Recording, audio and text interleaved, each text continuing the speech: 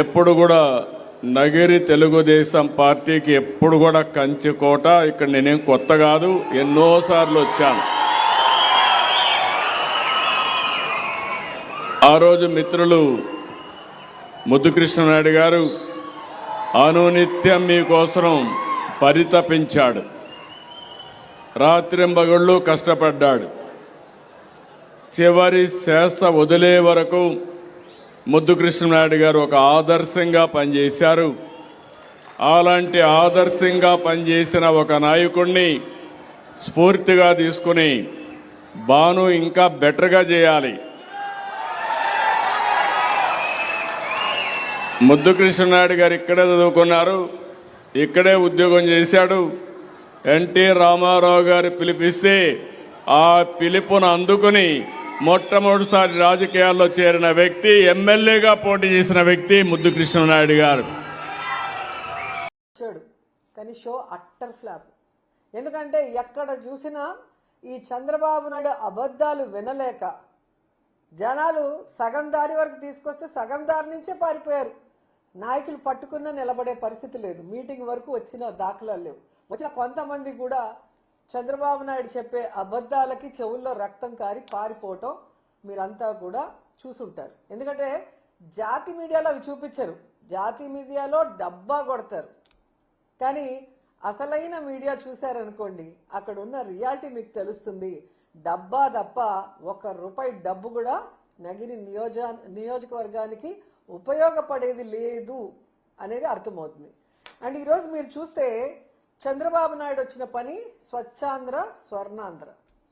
ఈ రాష్ట్రాన్ని స్వచ్ఛాంధ్ర స్వర్ణాంధ్ర చేస్తానంటున్నాడు. స్వచ్ఛాంధ్ర స్వర్ణాంధ్ర కాదు, అప్పుల ఆంధ్ర, అరాచకపు ఆంధ్ర, అవినీతి ఆంధ్ర, అలాగే అబద్ధాల ఆంధ్రగా మార్చేశాడు. కానీ ఎక్కడా కూడా స్వచ్ఛాంధ్ర కానీ స్వర్ణాంధ్ర చేసే దిశగా ఆయన ఈ రోజు వరకు కూడా పని చేయలేదు. అండ్ ముఖ్యంగా నగిరిలో వీళ్ళు ఒక కార్యక్రమం పెట్టారు. చంద్రబాబు నాయుడు 4 సార్లు ముఖ్యమంత్రి అయ్యాడు, కానీ ఈ 4 సార్లు ఆయన ముఖ్యమంత్రిగా ఉన్నప్పుడు ఒక్కటంటే ఒక్కటి కూడా చెప్పుకోవడానికి ఏ పని చేయలేదు. అందుకే ఏం చేస్తారు, ఆ మీటింగ్కి ఎదురుగా ఉన్న హాస్పిటల్ని, పేషెంట్లను కూడా బయటికి తరిమేసి క్లీనింగ్ చేశారు. అక్కడ వచ్చి ఆయన చెత్త ఊడుస్తాడని. మళ్ళీ ఆయనకు తెలిసి ఉంటుంది ఈ నగిరి నియోజకవర్గంలో చంద్రబాబు నాయుడు ఏమీ చేయలేదు. వాళ్ళు ఎక్కడైతే కార్యక్రమం పెట్టారో 100 బెడ్డెడ్ హాస్పిటల్, అది రాజశేఖర రెడ్డి గారి హయాంలో పునాది వేసుకుంది. జగన్మోహన్ రెడ్డి గారి హయాంలోనే డయాలసిస్ సెంటర్తో పాటు అన్ని ఫెసిలిటీస్ని కూడా ఆ హాస్పిటల్కి ఇవ్వటం జరిగింది. అక్కడికి వెళ్తే మనకు అవమానం తప్పదు అనుకొని అటు పక్క పోకుండా మీటింగ్లోనే కూర్చోవడం మనం అందరూ గమనించాల్సిన విషయం. ఎందుకు ఇది నేను చెప్తున్నానంటే, చెప్పుకోవడానికి 4 సార్లు ముఖ్యమంత్రి అయ్యాడు చంద్రబాబు నాయుడు. ఈ నగరి నియోజకవర్గంలో చంద్రబాబు నాయుడు హయాంలో ఉన్న ఏ ఎమ్మెల్యే కూడా, వాళ్ళ అధికారంలో ఉన్నప్పుడు ఇక్కడ ఎమ్మెల్యేగా ఉన్న అపోజిషన్లో ఉన్న బాను కానీ వాళ్ళ నాన్న కానీ ఈ నియోజకవర్గానికి చేసింది శూన్యం. నగరి విషయానికే ఎత్తుకోండి. నగరికి కావాల్సిన అర్బన్ హెల్త్ సెంటర్లు మొన్నటి వరకు రెంటెడ్లో ఉన్నాయి, జగనన్న హయాంలో మేం కట్టినవి. డయాలసిస్ సెంటర్ జగనన్న ఆశీస్సులతో మేం కట్టినవి. పార్క్ మేం కట్టినది. ఎలక్ట్రిక్ క్రిమినేషన్ సెంటర్ మేం కట్టినది. టెంపుల్స్ మేం కట్టినది. పాలిటెక్నిక్ కాలేజ్ పుత్తూరులో మేం కట్టినది. షాదీ మహల్ మేం కట్టినది. టీటీడీ ద్వారా వడమాలపేటలో కళ్యాణ మండపం కట్టాము. ఇప్పుడు నగిరి రూరల్లో బుగ్గాగ్రహారం దగ్గర మేమే కట్టాము. నిండ్రలో టెంపుల్ కట్టాము. సబ్ స్టేషన్లో ఐటీ కాలేజ్ కట్టినాం. ఇలా చెప్పుకుంటూ పోతే చెప్పడానికి కొన్ని వందలు ఉన్నాయి. రైతు భరోసా కేంద్రాలు, సచివాలయాలు, అర్బన్ హెల్త్ సెంటర్లు అన్నీ కూడా చెప్పుకోవడానికి, విలేజ్ క్లినిక్లతో సహా, రోడ్లు, డ్రైన్లు, పేదవాడికి ఇళ్లతో సహా ఇవి మేము చేశామని గర్వంగా చెప్పడానికి, చూపించడానికి ఉన్నాయి. కానీ 4 సార్లు ముఖ్యమంత్రి అయిన చంద్రబాబు నాయుడు ఈ జిల్లాలో పుట్టి కూడా ఈ నగిరి నియోజకవర్గానికి చెప్పుకోవడానికి చేసింది ఏమీ లేదు. ఎంత సిగ్గుచేటో ఒకసారి మీ అందరూ కూడా ఆలోచించండి. అండ్ ఈరోజు ముఖ్యంగా చింతపట్టులో మీటింగ్ పెట్టాలనుకున్నారు చంద్రబాబు నాయుడుతో. గత 3-4 రోజులుగా కలెక్టర్ గారు ఆ ప్రాంతంలో తిరిగితే జనాల మధ్యలో వచ్చిన వ్యతిరేకత చూసి పారిపోయారు కలెక్టర్ గారు. ఎందుకంటే ప్రతి ఎన్నికల ముందు వస్తారు చంద్రబాబు నాయుడు, మీకు ఖచ్చితంగా ఈ టెక్స్టైల్ పార్క్ చేనేత కార్మికులు ఎక్కువగా ఉన్నారు కాబట్టి టెక్స్టైల్ పార్క్ కట్టిస్తానంటాడు. ఎలక్షన్ అయిపోయాక మళ్ళీ పంగనామాలు పెడతాడు. మొన్న ఎలక్షన్లో ఇదే చెప్పి చేయలేదు కాబట్టి అందరూ కలెక్టర్ని నిలదీశారు.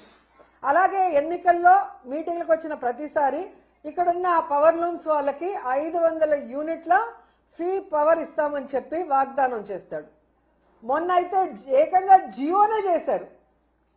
ఇక్కడున్న మా అమాయకులైన చేనేత కార్మికులు అసలు సంబరపడిపోయి పాలాభిషేకాలు చేసేసి మీటింగ్లు పెట్టేసి, ఇక్కడ ఒక పనికిమాలిన ఎమ్మెల్యే ఉన్నాడు, ఏ పని చేయడు, మనుషులకు కనిపించడు, ఫోన్లు ఎత్తాడు, వాడిని కూడా పొగడేశారు. మాకు ఆశ్చర్యం వేసింది, ఇది ఎలా సాధ్యం? జగనన్న చేయలేదు, నేను ఎలా చేస్తాడు?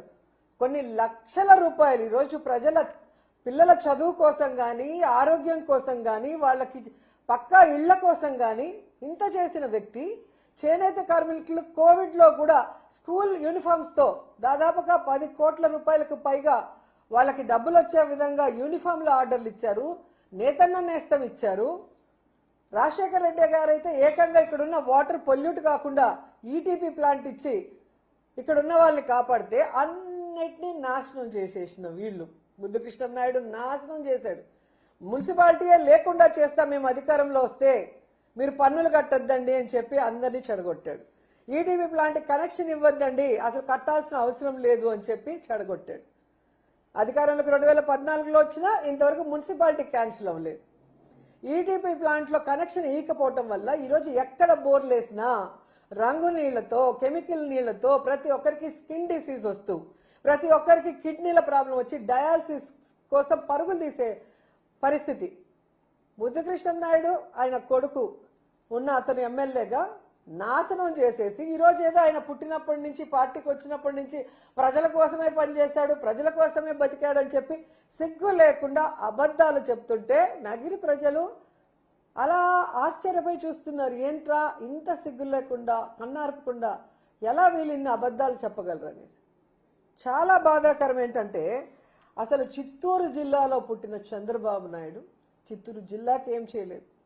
ఈరోజు నగిరి నియోజకవర్గాన్ని ఎందుకు ఎంచుకొని వచ్చాడో నాకు తెలీదు. ఇక్కడ చెరుకు రైతులు ఎక్కువగా ఉంటారు. ఏ విధంగా షుగర్ ఫ్యాక్టరీలు మూసేసి తన బినామీలకి అప్పచెప్పడం కోసం చెరుకు రైతుల్ని సర్వనాశనం చేశాడో మనం అందరం చూసాం. మొన్న అధికారంలోకి వచ్చాక మామిడి రైతులను కూడా ఎలా సర్వనాశనం చేశాడో మనం చూసాం.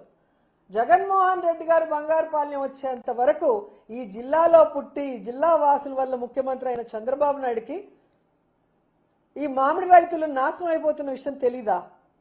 జగనన్న వస్తున్నాడంటే అప్పుడు అఫీషియల్స్ తో మీటింగ్ పెట్టుకొని అడావిడిగా అమౌంట్ అనౌన్స్ చేశారు. చేసిన అమౌంట్ ఈ రోజు వరకైనా ఇచ్చారా? ఇంకా 40,000 మంది రైతులకి 360 కోట్ల బకాయిలు అలాగే ఉంటే వాటి గురించి ఏమీ ఈరోజు మాట్లాడు.